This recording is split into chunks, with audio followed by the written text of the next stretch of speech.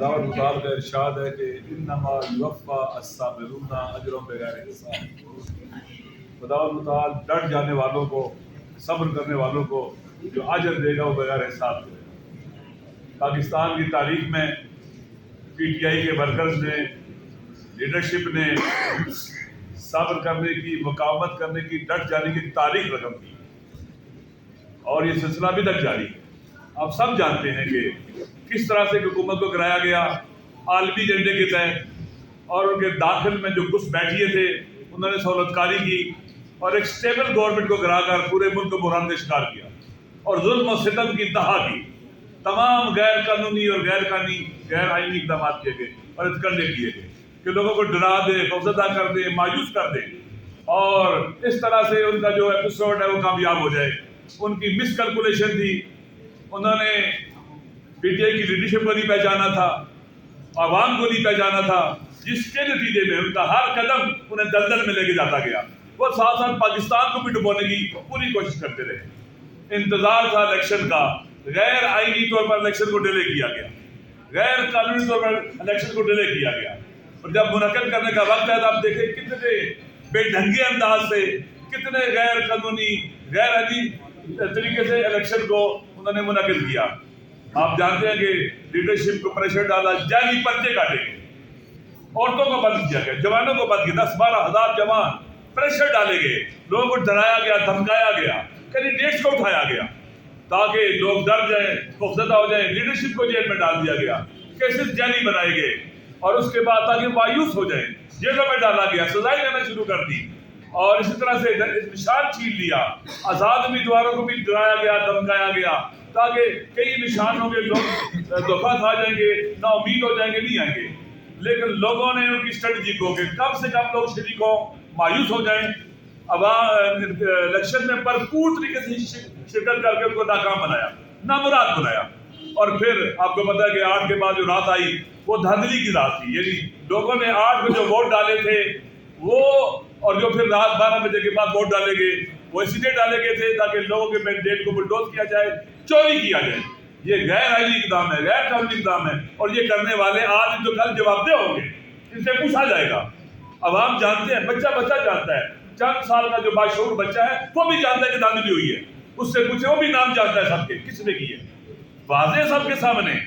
اگر لوگ اپنے جو ڈومین سے باہر نکلیں گے، جو ان کی ذمہ داری سے باہر نکلیں گے، تو پھر الیکشن جو ہوا ہے، عموماً الیکشن کس لیے ہوتے ہیں؟ بحرانوں سے نکلنے کے لیے. یہاں الیکشن کو بلڈوز کر کے بحران کھڑے کیے گئے، مشکلات کھڑی کی گئی. پاکستان کے عوام ڈرنے والے نہیں ہیں، مایوس ہونے والے نہیں ہیں، نا امید ہونے والے نہیں ہیں. پاور پالیٹکس میں پہلے بھی کرنے والے ان چیزوں کو نہیں سمجھ سکتے.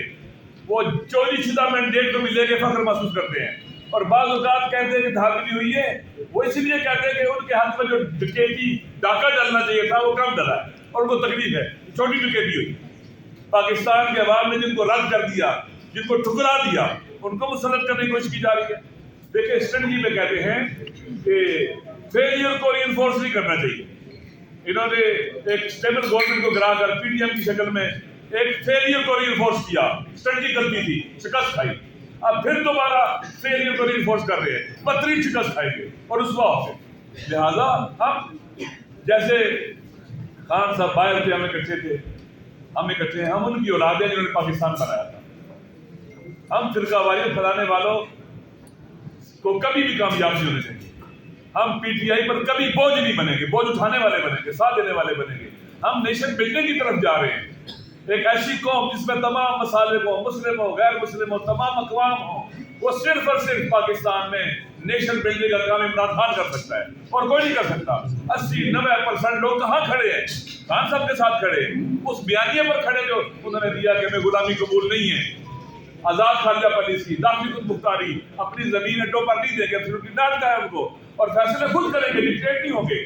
یہ وہ بیانیہ ہے جو پاکستان کے عوام اس کو مانتے ہیں. یہ شریف غیرت مند لوگوں کا اور قریب لوگوں کا بیانیہ ہے، پاکستان میں بوفا بیٹوں کا بیانیہ ہے. انشاءاللہ ہم اسی طرح سے آگے بڑھیں گے جیسے پاکستان بناتے وقت اکٹھے تھے. اب پاکستان کو بچانے کا مرحلہ ہے، ہم اکٹھے ہو گئے، ہاتھوں میں ہاتھ دیں گے. ہمارا آپس میں بہت اعتماد ہے، بہت ٹرسٹ ہے. آپ یقین کر لیں کہ جو ہمیں جانتے ہیں انہیں پتہ ہے کہ ہماری کتنی دوستیاں آپس میں، ہمارے تو گھر ایک ہیں. لہذا انشاءاللہ العزیز یہ بہت اچھا فیصلہ ہے. میری خود یہ رائے تھی ایسے ہی ہونا چاہیے.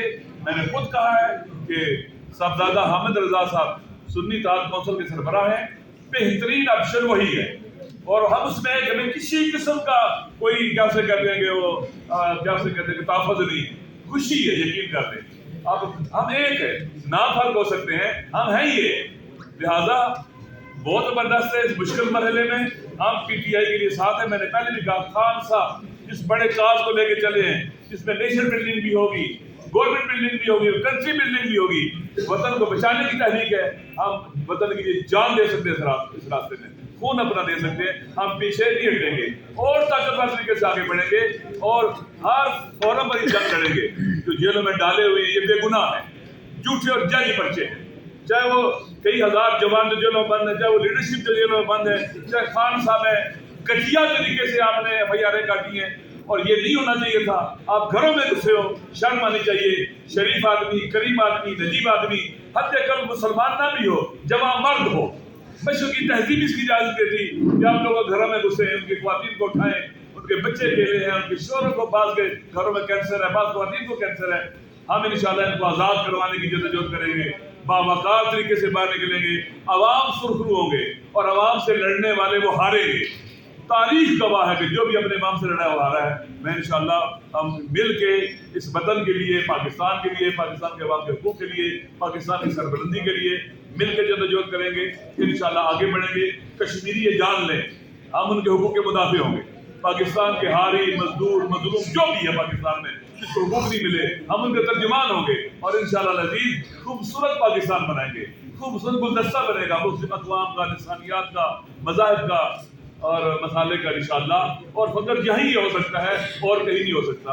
انشاءاللہ پاکستان جیتے گا, پاکستان کے عوام جیتیں گے, ہم سب جیتیں گے اور وہ ہاریں گے جو پاکستان کو ڈبونے والے ہیں, پاکستان کی کشتی پہ سوراخ کرنے والے ہیں. وہ ہاریں گے. ہار ان کا مقدر ہے, ان کے چہروں پر لکھا ہوا ہے.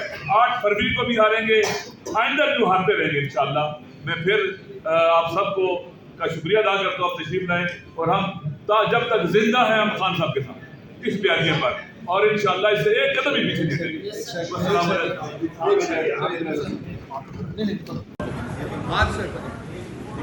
عمران تیرے جان